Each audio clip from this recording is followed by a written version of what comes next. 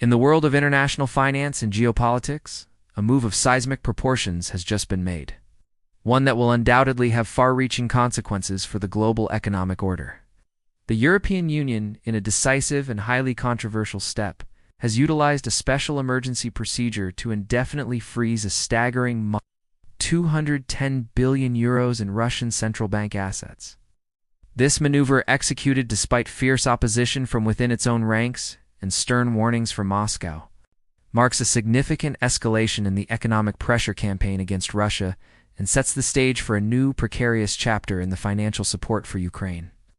The decision not only sidesteps the long-standing requirement for unanimous consent among EU members but also opens a Pandora's box of legal and financial risks that could reverberate through the international system for years to come. From an investment and economic perspective, this is not merely a political statement. It is a fundamental test of the principles that underpin global finance, including sovereign immunity and the sanctity of central bank reserves. The ramifications of this action, intended to pave the way for a massive loan to Ukraine, will be scrutinized by central banks, sovereign wealth funds, and international investors worldwide, who will be closely watching to see if the EU has just rewritten the rules of the game or dealt a potentially irreparable blow to its own financial credibility. The core of this unprecedented action lies in a fundamental shift in the EU's decision-making process concerning Russian assets.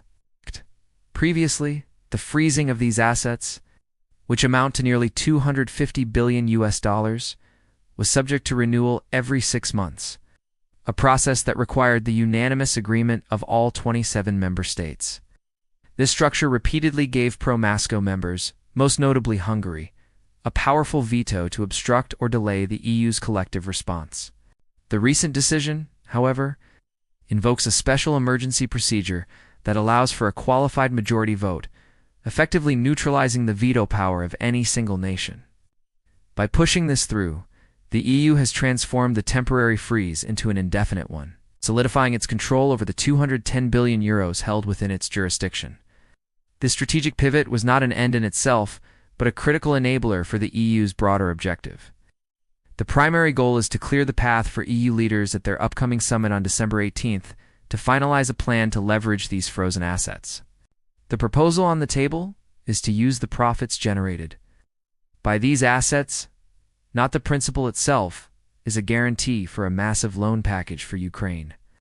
This loan, estimated to be as large as €165 billion, is designed to provide sustained financial and military support to Kyiv through 2026 and 2027, creating a long-term stable funding mechanism independent of the political whims that can disrupt shorter-term aid packages. Predictably, this bold move has triggered a storm of condemnation from Russia and its sympathizers within the European Union. Moscow was swift and unequivocal in its denunciation, framing the decision as a blatant violation of international law and a direct assault on the principle of sovereign immunity, a cornerstone of the global financial system that protects state assets from seizure by other nations. The Central Bank of Russia declared the EU's plan illegal and has already initiated legal action, filing a lawsuit against Euroclear, the Belgium-based financial services company holding the majority of the assets in Moscow courts, to seek damages. Furthermore, Russian authorities have threatened symmetrical retaliation, warning that they could seize the assets of European investors that remain within Russian jurisdiction, creating a dangerous tit-for-tat scenario that would further entangle Western corporations and financial institutions. Within the EU, the opposition has been just as vocal. Hungarian Prime Minister Viktor Orbán, a long-standing critic of the EU's sanctions policy, lambasted the use of the majority voting mechanism as an illegal circumvention of treaty rules. He escalated his rhetoric by warning that any move towards the outright seizure of the principal of these Russian assets would be tantamount to an act of war and would provoke severe and unpredictable consequences for the entire bloc. Slovakia, another member state that has expressed reservations, echoed these concerns, contributing to the deep and public divisions that now fracture the EU's unified front. The decision made on December 12th has cast a harsh spotlight on the profound internal rifts within the European Union and the complex legal tightrope the bloc is now attempting to walk. The controversy extends far beyond the political objections of Hungary and Slovakia, touching upon fundamental concerns about financial stability and legal precedent that are shared by some of the EU's core members. A significant voice of caution has come from Belgium, a country at the very heart of this financial drama. The Belgian financial depository Euroclear holds approximately 180 billion of the 210 billion euros in frozen Russian assets. This concentration places Belgium in a uniquely vulnerable position. Belgian Prime Minister Bart de Wever has expressed deep apprehension, warning of the substantial legal risks the EU is undertaking.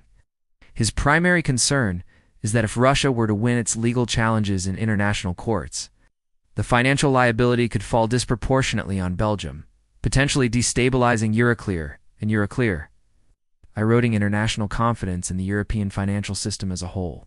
The fear is that this action could set a dangerous precedent, leading other non-Western nations to question the safety of keeping their reserves in euros or within EU-based institutions, potentially triggering a long-term capital flight away from the Eurozone.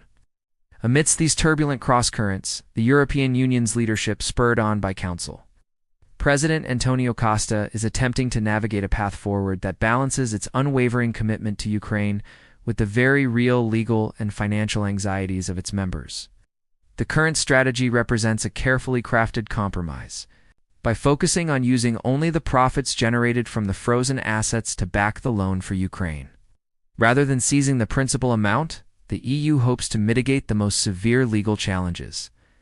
This approach is designed to appease key member states like Germany, France, and Belgium, who have been adamant about avoiding an outright confiscation that would more clearly violate principles of sovereign immunity.